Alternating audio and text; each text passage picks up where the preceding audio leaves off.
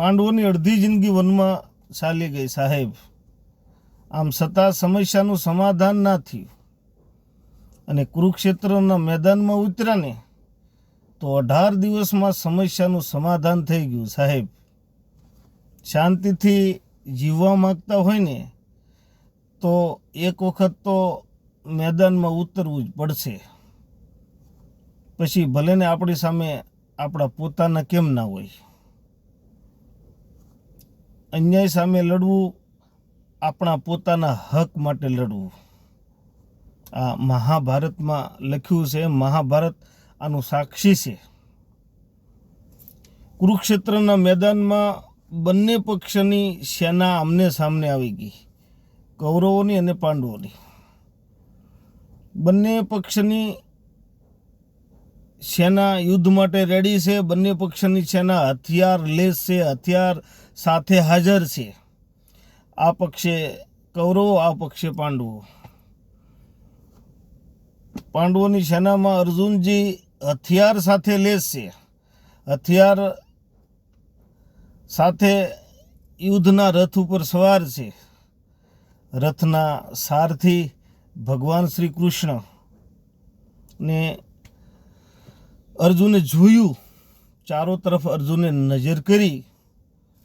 અર્જુનજી ખુદ ધ્રુજી ગયા કે ઓ, આમાં મારે કોને મારવા?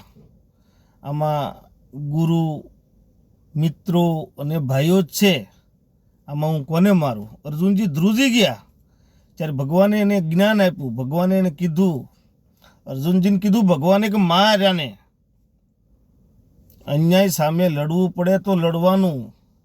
હણે એને હણવામાં પાપ નથી. અને માર તું, મારા પોતાના એવા જો નહીં, અહીંયા યુદ્ધ માટે ભેગા થયેલા છે. અને માર, આને ધબેડ તું, આને ધબેડી નાખ, તો જ તને શાંતિ મળશે. ભગવાને એને કીધું અર્જુનને. અને પછી અર્જુનને એમ ક્રોધમાં આવીને હથિયારો લીધા.